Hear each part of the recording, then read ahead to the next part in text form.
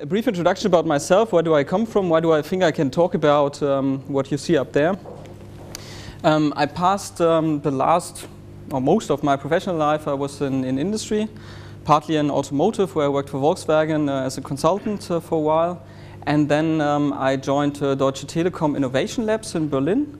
And there I was responsible for doing the future outlook, doing what's called corporate foresight. So trying to anticipate what the future will bring, technology-wise, market-wise, customer-wise.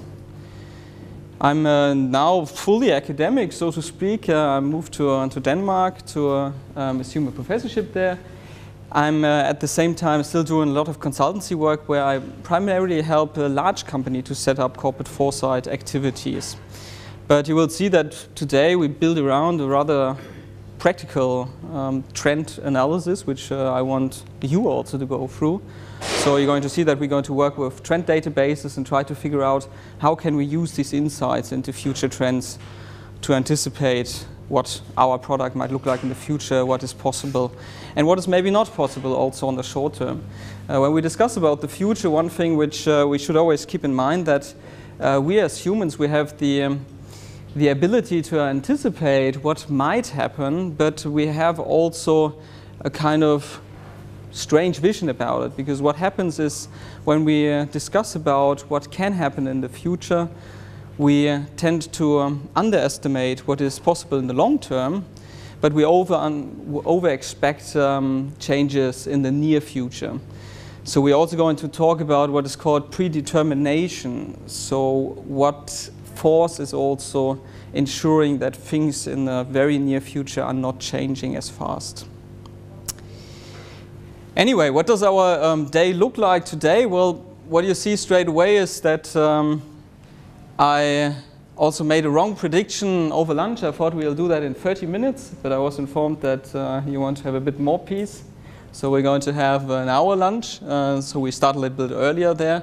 What you also don't see up here is that we are also going to allow you some coffee breaks so that you have some time to discuss also more informally and also relax a little bit. What you also see is that one word is mentioned a couple of times, which is group work here. So yes, you will have the opportunity to continue working on your idea, and we're also going to have the opportunity to discuss then maybe in depth in the small groups about what your idea could look like in the future. Overall, this day should allow you to have some ideas what large companies do in anticipating future changes, what they also do, what I call future orientation. So that means how do they prepare for the future, and we're also going to discuss that it's actually not so much they do, and it's very difficult if you run a large company to be open enough for the future. So that we're going to learn a little bit, and then more on the entrepreneurial side, we're going to see how to work with trends. And for that, as I said, we're going to also give you access to a trend database where you'll be able to browse through and work on your own idea.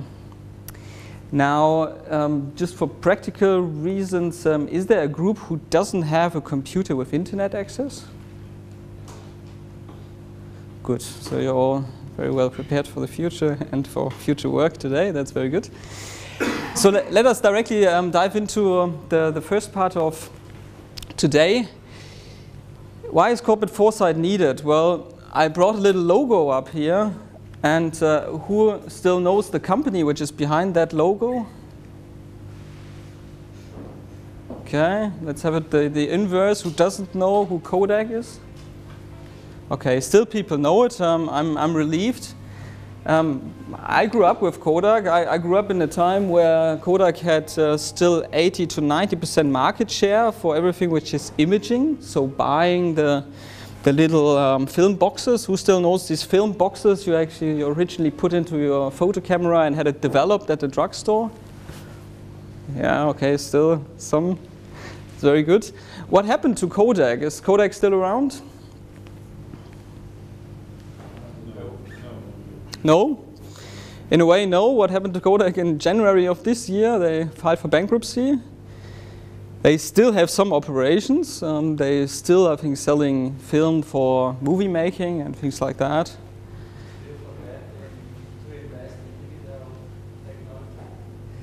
They invested heavily in digital technology, yes, for sure. They had a program actually quite early on to invest 5 billion into R&D and digital technology. They were the clear market leader. They used to have 140,000 employees. They went down to 25,000, and now they're even below that. They filed for bankruptcy in January, and if you plot the market value of Kodak, it looks a little bit like that. So this is what then the stock market is doing to a company also. There you see how much the investors value the company. You see a couple of peaks. You can also explain some of these peaks. But overall, that company is one which, for many, was too big to fail. Thought, okay, you're so well known, the brand is so well known, you have the trust of your customers that you deliver superior pictures, that you know how to handle these personal memories which we value so much when we go on holiday, and when we come back, the worst thing is that you find out that for some reasons your pictures and all your nice memories are gone. So here we had a market leader with a strong brand who everyone trusted to take good care of their pictures. And still Kodak failed. So how can we explain that? How would you explain it? What do you think Kodak did wrong? Lost touch with the customers, with the clients. Lost touch with the customers? Potential explanation? What else could have happened? They didn't anticipate the future digital trends. Yeah, didn't anticipate the future properly, didn't understand the technological trends early enough. Other ideas? So all you're saying is kind of they were ignorant towards what is happening around them. Potential explanation, well, what we see also is that they actually invented and they were the first to ship a digital camera on the market, which tries to or which seems to suggest that they at least knew what is going to happen, and they actually were early enough to have had their R&D completed, so to speak, so that they were able to ship something. So ignorance is, of course, always a thing which a firm can fall into, but maybe Kodak was not so ignorant, actually. But when you look at companies overall and you ask yourself how long your company will survive, also the one which you found, you can first of all start with small, medium-sized companies, and you look at the average age of a company, and you come to realize that it's only a few who get very old. So most of them, they die on rather young age. And if you look at the average, which as a single company you don't care as much, but as a researcher, of course, you do care, come to realize that small companies have average life expectancies of 12 years. So with your own idea, you can, of course, aim to have already earned your retirement package after 12 years, and then you sell off your company maybe nicely to a larger company. But if not, you're kind of troubled because it doesn't seem to be something which will feed you until you want to retire. Now, in companies which are publicly traded, it's a bit larger, and if you go to larger companies, it's still a bit longer. But even though if you look at the very large companies, a lot of them cannot imagine that such a company will fail altogether.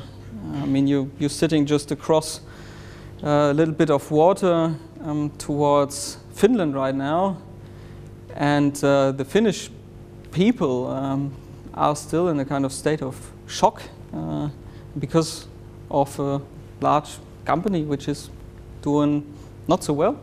Which company are we talking about? Nokia. Yeah, who still has a Nokia phone? Okay, good on you. They will be very pleased to hear that.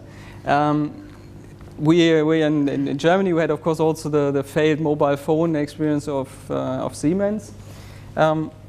Nokia was also the market leader for a long time. Many also thought that they were too big to fail. But still we see that a lot of companies do fail. And there's multiple reasons. The most obvious one is this ignorance you talked about.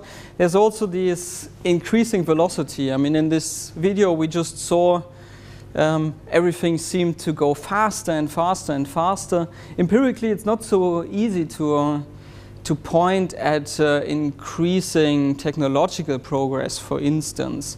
And it's also very difficult to measure. That's another reason. But what we see for sure is that the social networks and the interconnectedness makes it easier to apply existing knowledge. So for firms to find new technologies and apply them, that becomes much faster. Also shifts in consumer trends, they go much faster, because you will instantly know if it's still cool to buy a Kodak product, yes or no, and when it stops to being cool or being the latest thing you want to have, then you will stop consuming these kind of products very fast. So that makes a lot of trouble for firms nowadays. This is a very old picture which I like very much. It's called the rumor, and it's an alliteration where you basically try to picture in a drawing what happens. And what happens in a rumor is that you have a nosy guy up front, right, who's interested in everything which is new. And he has a big mouth to tell other people, and by telling other people, more and more people get information about that. And they continue spreading that news. So in the end, he is making a big fuss about something he found interesting. Now, who of you has a Facebook account? Okay, who doesn't have a Facebook account? No, I don't want to embarrass anybody. Ah, okay, there's somebody, maybe for good reasons. And what Facebook does, of course, is that it is the perfect breeding ground for such rumors or for this rumor type of behavior. Somebody does something, somebody else likes it, and then more and more people like it, and then eventually a small thing becomes very big. We also see political shifts like that. The death of a person in Northern Africa was also certainly at the roots of what we now call the Arab Spring, and the ability to spread word about something instantly is just enhancing this importance of finding a trend early on.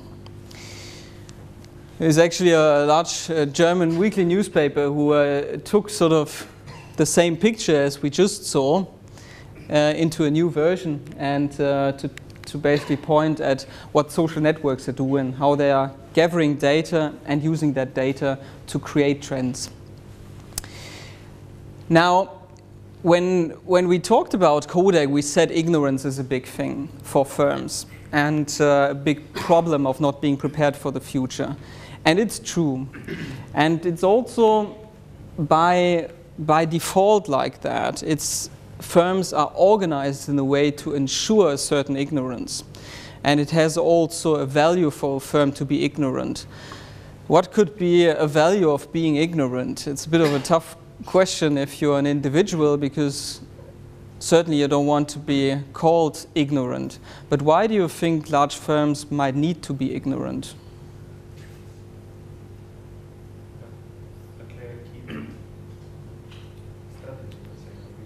Keep strategy. Yeah, we see some nice way. You don't want to be like that as a company, right? You want to be like that. You want to go straight after your strategy. You want to ensure that if you employ 140,000 employees, that they don't think every day about what they're going to do tomorrow or in this day today, but you want them to keep focus over a long time. So you're actually, in a way, you want to keep them ignorant in a way. If you see a horse chariot, then you will also see that the horses have these kind of blinders so that they don't get disturbed by the traffic, but also because you want them to move actually where you're pointing them. The same holds true for a company, and it's also a way to ensure effectiveness and actually ensure the competitiveness in your current market. The problem, however, is that you also don't tend to perceive as nicely what is around you and what might change your current business early enough to respond. Now, to reduce this ignorance, one way is that you build special sensors, that somewhere in the organization you have people who on purpose look in different directions and then inform the others, inform top management, and help to come up with other strategies or enhance your innovation activity in certain areas.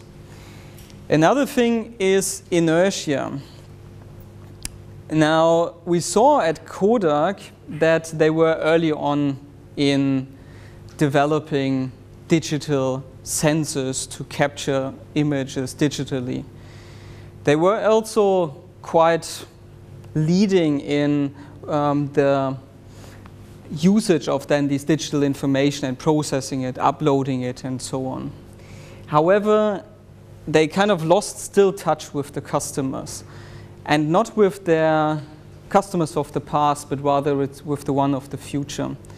Essentially, nobody in that industry knew what the future of imagery is going to be.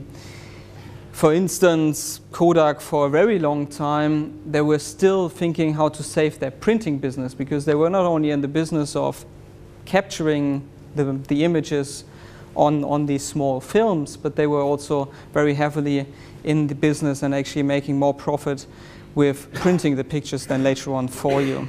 So a long time they were still thinking about making a good business about having the prints for you, putting them into the photo albums, and etc.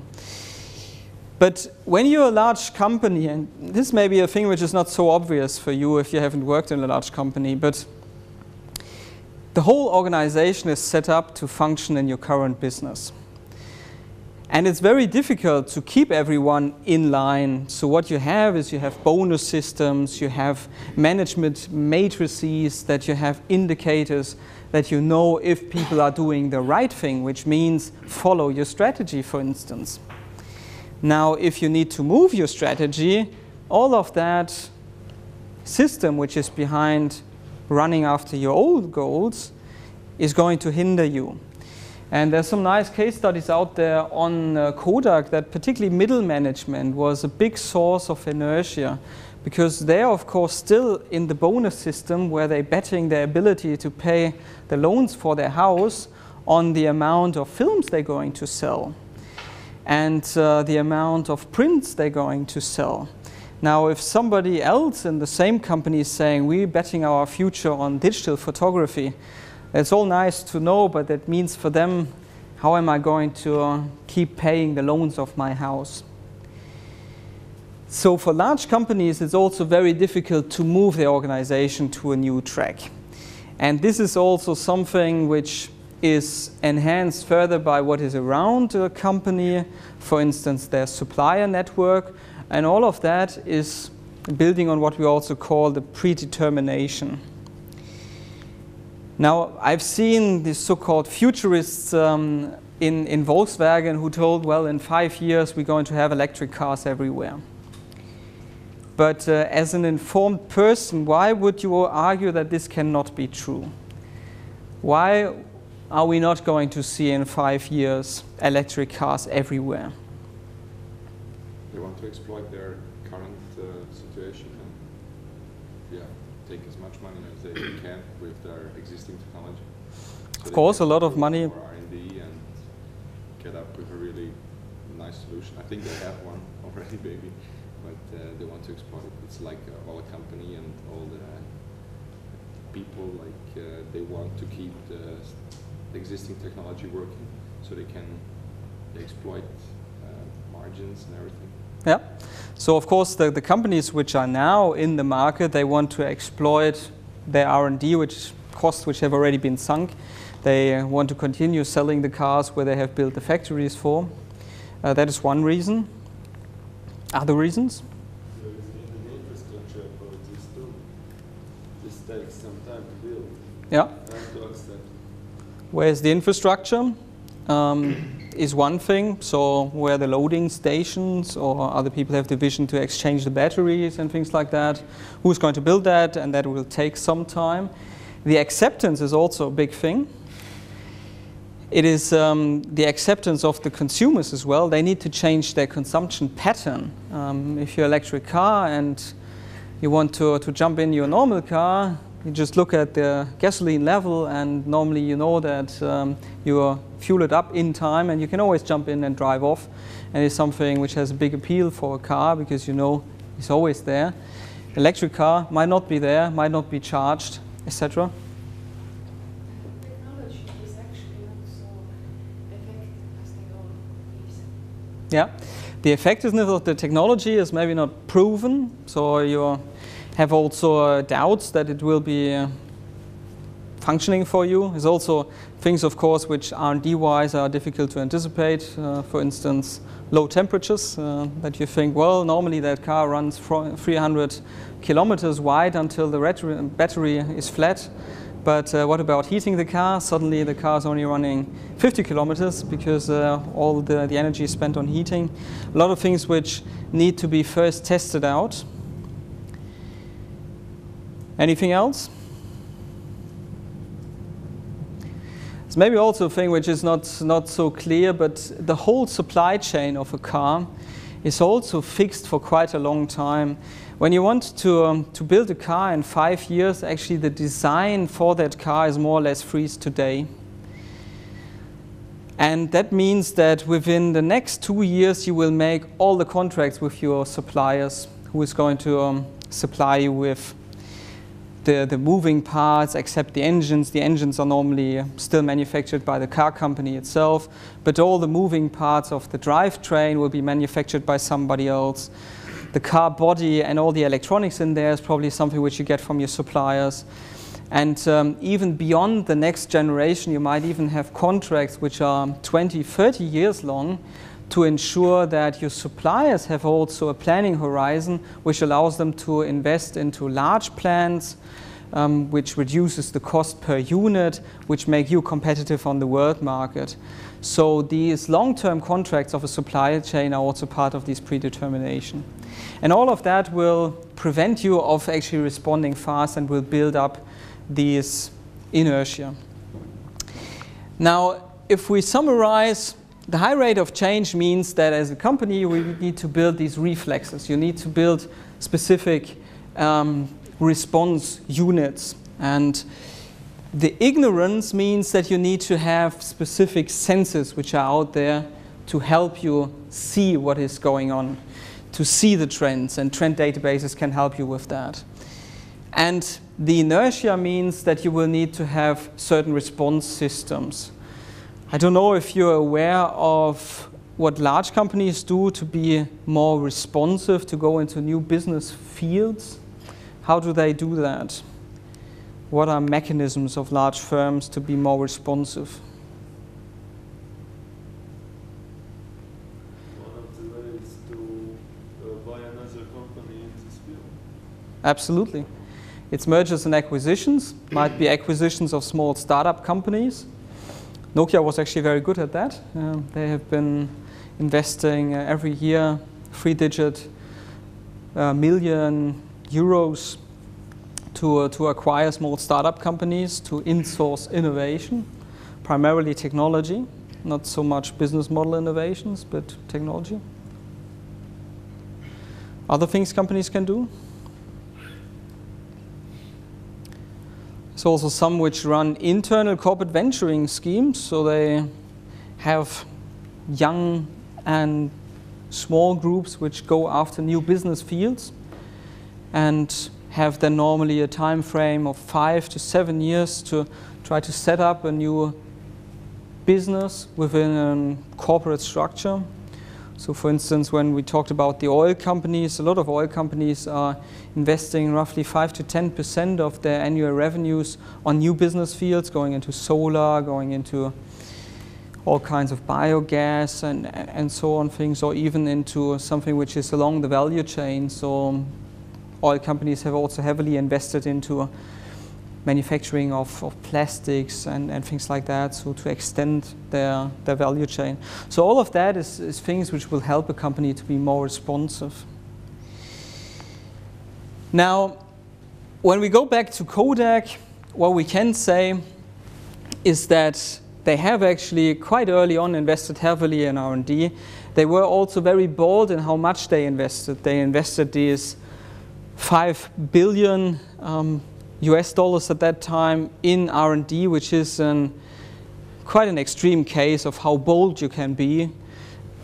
A lot of other companies, they might just start a small venture with 10 to 20 million maybe, but to say, okay, we understand where our future lies and we're going to invest heavily is something which a lot of companies would not be able to pull off. They were very early on to have patents on how to capture images in a digital fashion.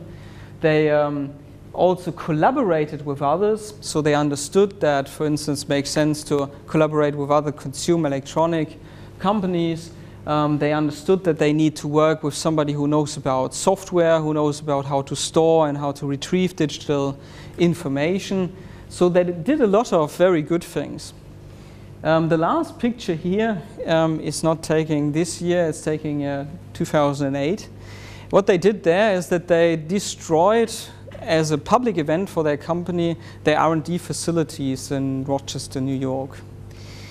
And there's also quite a fun video to watch. It's really American style management, so the CEO comes and says, well, it's a big event, and they count down the clock, 5, 4, 3, 2, 1, 0, and they have the building collapse.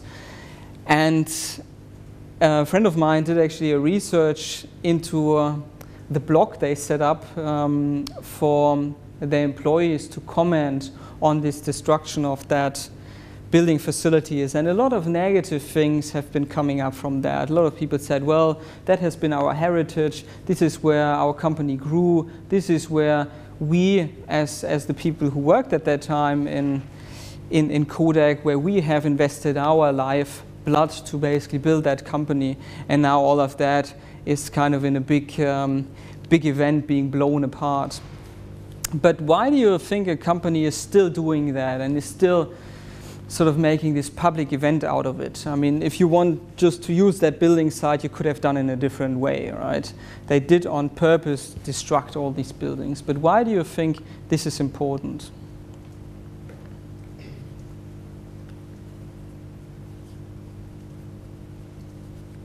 To show that we are like developing, that we are cutting old and going to something new. It is a strong message, right? And it's a strong message about cutting ties to the past. It is a strong message also that there's no way back, right? You know what the Nokia CEO was saying when he took over to in presumably one of his first addresses to the employees of Nokia. Anybody captured that from the press? Platform? Platform is one keyword, yes. What did he say?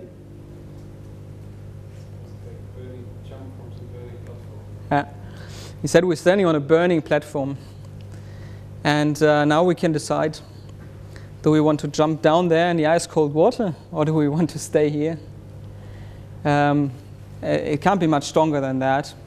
It is, of course, here they destroyed the R&D facilities from the old era, so it was all about the chemical-based photography. And they said, well, this will never come back. This is why we don't need this building.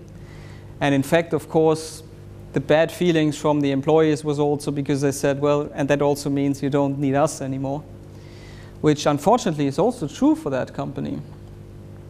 So for a lot of engineers who are chemical engineers, there was no need in that company anymore. So it's also sometimes from far away we say, well, this company has been ignorant. If I would have been the CEO, I would have seen the change and I would have done the appropriate steps. But what we need also to realize is that it's very, very difficult to actually make the transition. It means also laying off a lot of people. You have seen they went from 140,000 to 25,000. They are now, I think, at a bit above 10,000. And a company might not be able to save at all, but maybe they will stay in some niche. And all of these changes are not easy to make. So Kodak's decline had probably a combination of the high rate of change, the difficulty to anticipate how the market will change, because everyone knew that the digital photography will be the future, but how does that future look concretely? And if you're a company, you need to plan what kind of products am I going to have in the market, etc. And changing fast enough has also a different angle here.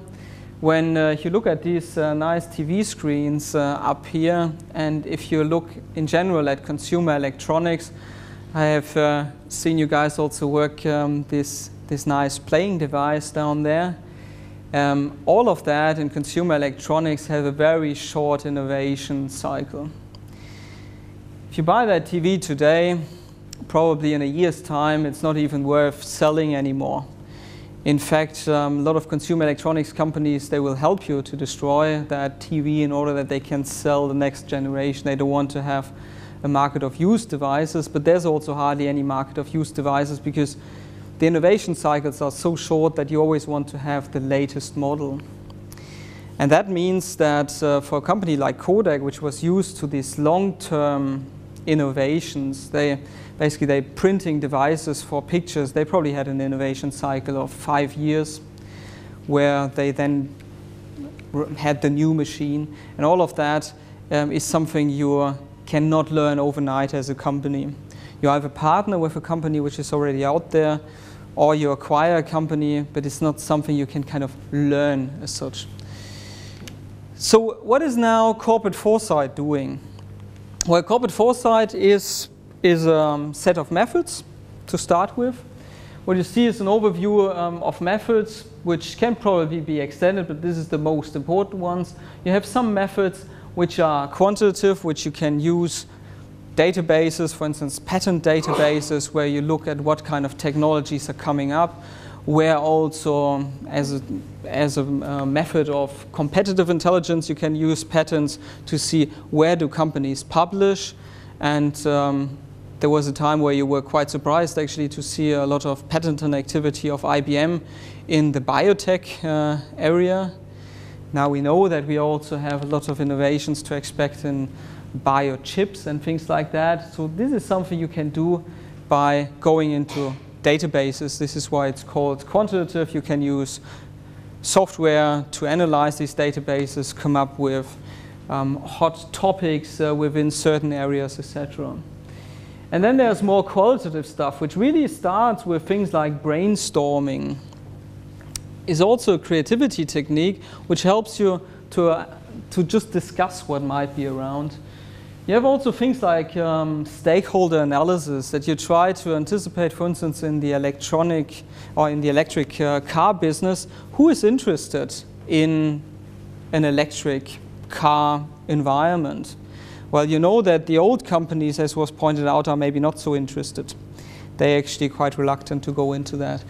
But other newcomers into the market might be very interested. For instance, the energy companies are quite a safe bet that they might be interested in that to sell more energy. They might also be interested to use electric cars as part of a larger scheme to have a smart grid, etc. So these techniques can be used, and we're also going to discuss a bit further how to use it. You also see that a lot of companies are building up foresight activities, or have been building up since 5 to 10 years probably. Volkswagen has a large group of 25 people on the corporate level, which translate future trends into mostly R&D topics. some is also going to the strategic management, but most of it is on innovation. You have Siemens, who have a corporate structure, so they have different business units, and for each business unit, every 3 to 6 years, depending on the business unit, they run large projects where they anticipate what kind of future trends are going to affect that particular business unit. So if we take, for instance, lighting, they will kind of go to all the different regions, they will talk to technology experts and try to anticipate what will change that market, and come out of that to real innovation topics, for instance, thinking about how we might have luminescent walls which can change colors, what that's going to do to interior design, what that kind of technology will be able to bring new products about, and what these products might be then for Siemens to manufacture and ship. Biomaterial Sciences, which is a company which is very different because they're very early on in any value chain. They in the basic ingredients, for instance, for new painting, for coating material and things like that. However, what they do is they try to anticipate future markets as well, in order to then go to their customers and say, well, we see a future market there, and our material which we are producing is already prepared for that. The most famous example when it comes to foresight, also one of the oldest examples, is Shell.